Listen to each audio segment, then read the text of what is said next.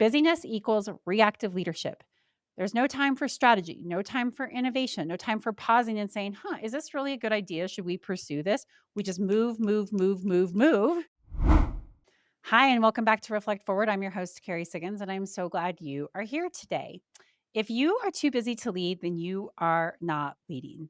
That is what we're going to talk about today. This leadership lie that somehow being busy is a good thing because busyness does not equal effectiveness. And let's face it, we all answer when someone asks, "How are you doing?" Oh, so busy. And it's true. We glorify busyness all the time.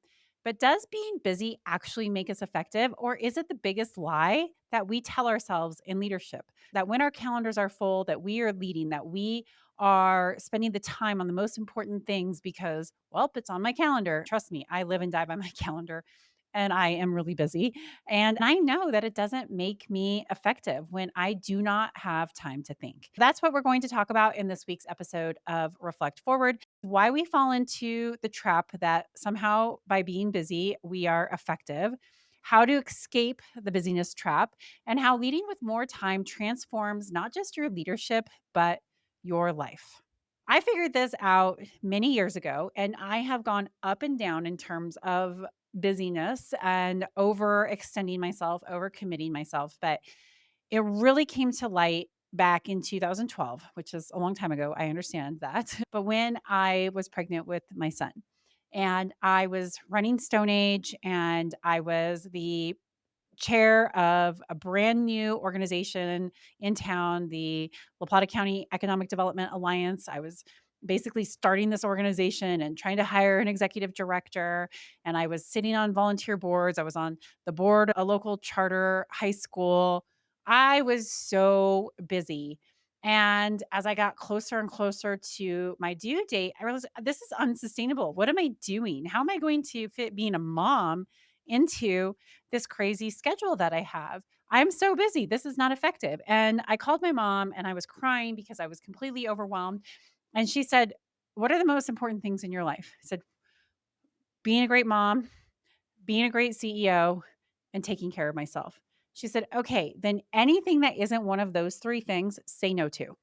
And that was such fantastic advice. If it wasn't anything to do with Stone Age and running a great company, if it wasn't something to do with learning how to be a mom, because I was about to be a new mom, and if it wasn't in my best interest for self care, I said no. And it was really hard for me to do because I had to back out of commitments that I had made. And I hated saying no. I felt like I was going to let people down. But here's the thing, when I told people no and I told them why, I gave them my 3 priorities, people said, "Ugh, I wish I did that more often." People completely understood why I said no. I have to remind myself of this story from time to time because I can find myself too busy and I can take on too many commitments and it's not healthy. So that's why I wanted to talk about this today because busyness is a trap in life and leadership. And when we equate busyness with importance, "Oh, I'm so busy," we are continuing to perpetuate this trap. So, why do we do this to ourselves? Well, the first one is our ego. Our egos come in and say, "Oh, I'm needed. Look at how important I am. When my calendar is full, my team needs me, my community needs me, my family needs me." And it feeds that ego to just be busy, to constantly give, give, give, give, give, perform, perform, perform, achieve, achieve, achieve. That is your ego speaking. Another reason why we do it is fear. We think to ourselves, if I'm not busy, will people think I'm not working? I have absolutely done this to myself. When I was scheduling time to think into my weeks a long time ago, I've been doing this for some time. It was such a hard habit to break. Really, I just need to maybe read and expand and think about strategy and vision and where this company is going. That's not working. That is working. Being in a meeting every single hour of your day does not mean that you are working effectively. You have to have time to be able to think, to give yourself space to come up with new ideas. And so that fear is completely unjustified, but it's real. The other reason why we do it is validation. Busyness is a status symbol. We wear it as a status symbol. That's why we say, "Oh, I'm so busy," when people ask how we're doing. If we're busy, we must show other people that we are important and that we're needed. And that is very validating to us. So, again, that ties to our ego needing that validation and not wanting to feel the fear of people judging us because, hey, yeah, I gave myself a couple hours to think this week instead of filling it up with meetings. I love this John Wooden quote. I think this sums it up perfectly. Never mistake activity for achievement. And I think so many of us leaders do this. We wear our busyness as a badge. And then when we finally see that it is not effective, we realize that we weren't truly leading. So, what is the cost of constant busyness? I think there's really two main things. One is that busyness equals reactive leadership. You are reacting when you don't give yourself time to pause. There is magic in the pause. You can stop and think, should I really be doing this? Should I really say this? How do I really feel about this? When we pause, we give ourselves time to focus on strategy, on big picture thinking, on innovation. When we give ourselves time to read, we can explore new ideas that might open our minds to a different way of thinking. If we're just constantly busy, all we're doing is reacting. The second thing is about our teams. Our teams mirror our stress and our reactivity, and they mirror our calendars. We are telling people that when our calendars are full, this is what success looks like. This is what it means to be a leader. And when we are reacting and we are stressed, they are feeling those same things too. So, how are you role modeling? How do you want your team to mirror you? We should really be looking at effectiveness and quality over quantity and busyness. And we should be looking at setting a cool, calm, and collected tone within the organization rather than stress and reactivity. And it is up to us to create those conditions for our employees. So remember, our teams are always mirroring us. So, what kind of role model are you? I think the stat by Deloitte really brings this home. They did a study where they found 77% of professionals experience burnout, and busyness is the leading cause. When people feel like they do not have enough time to get their work done, to pause, to eat lunch without having to sit in front of their computer, they burn out. I certainly was burning out all those years ago when I talked to my mom about my life being overwhelming. I was sitting in front of a computer eating lunch because I did not feel like I had 10 minutes to just eat in silence at my desk away from my computer screen and just taste my food. And that is what leads to burnout. We really miss out on so many things when we are just too busy to pause and take a moment. And that is the cost of busyness. So, how do you get out of the busyness trap? Number one, pause and prioritize. I like using Steve Covey's time management matrix where you prioritize important, not urgent. There is a distinct difference between the two. Just because it's urgent does not make it important. And just because it's important doesn't mean that it's urgent. So prioritize what's important, not urgent. You can check out this time management matrix online by Googling it, or you can check out his books to get more information on it. How I manage this is I do calendar audits. I look at my calendar each week and I think, what can I cut? And when I do that, it creates clarity. I also have sections of my calendar blocked out that is focus time, no meetings. And each day I write down all the things that I need to get done in a day. Just literally just get it out of my head so that it's out of my head and I'm not worried about it. And then I write down what are the three most important things that I need to do to move the ball down the field. And I'm not going to do any of those things on my to do list until I make progress on those three important things. And that is how I use my focus time. I work on those priorities. So it's a simple way to look at your calendar. What meeting don't I have to go to? Then get rid of it, decline it. I don't need to be at this meeting. And then make sure that every week you have sections of time blocked off to be able to either think or to move the ball down the field on those most important topics, and don't let those urgent things get in the way of what's important. Number two, delegate with trust. Delegating is such an important leadership trait. You have to empower others by not doing everything yourself. I literally just had a conversation with one of my executive management team members. We're talking about a big project. And I said, you know what?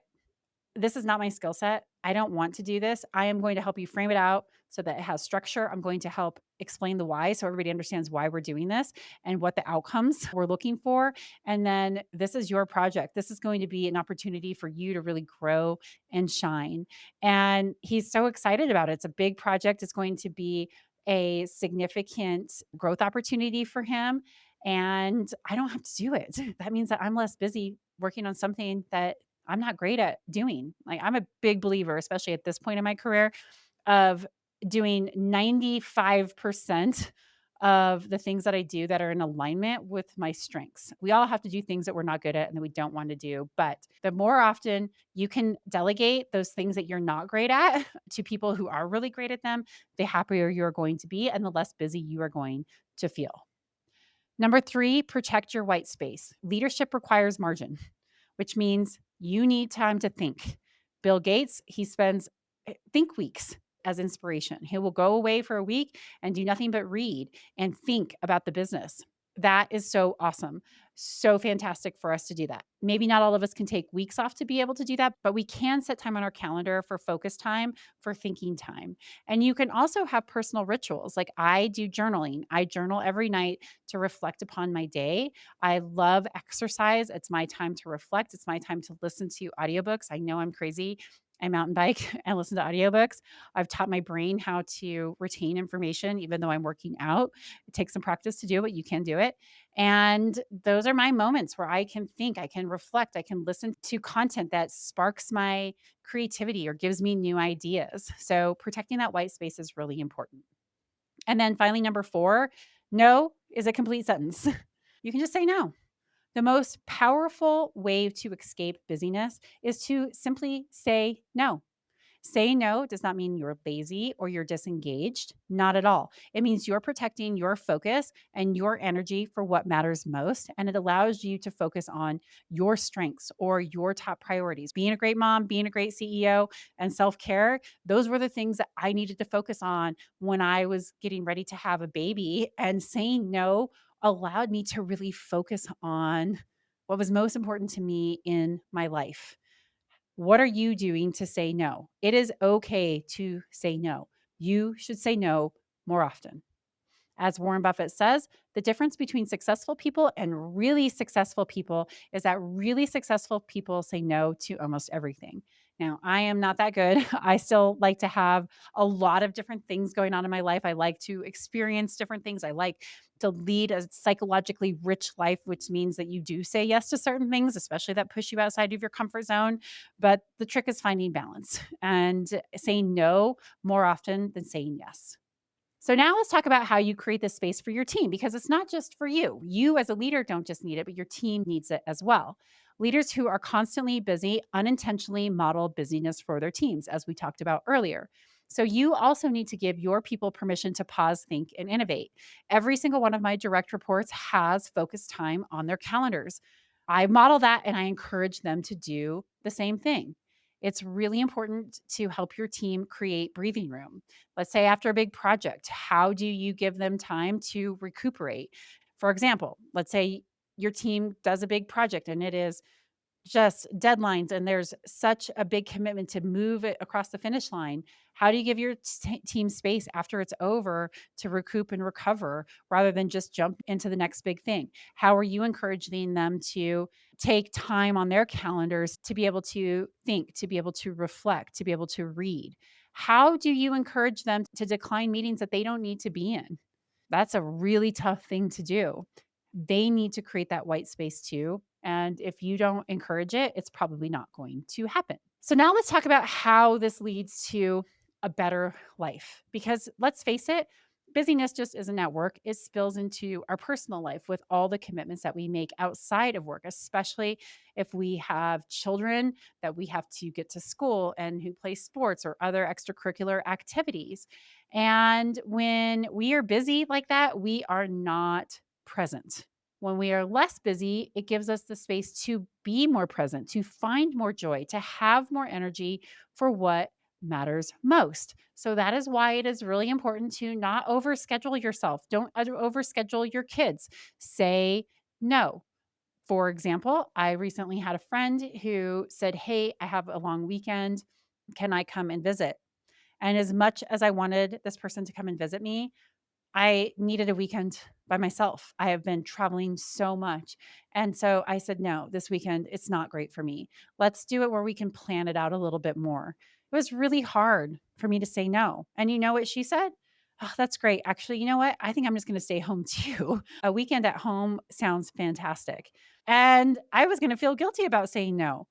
But I didn't, and she appreciated it too, and you know what? I had a fantastic weekend doing all the things that I wanted to do, like laying on my rooftop terrace and reading a fiction novel and going on a mountain bike ride and taking my son to play basketball and going and sitting at the hot springs. Like, I did all of the things that I wanted to do because I wasn't so busy. So, hopefully, this podcast inspires you to do your calendar audit, to say no, to clear your schedule, to give yourself time to think, to reflect, because busyness does not equal effectiveness at all.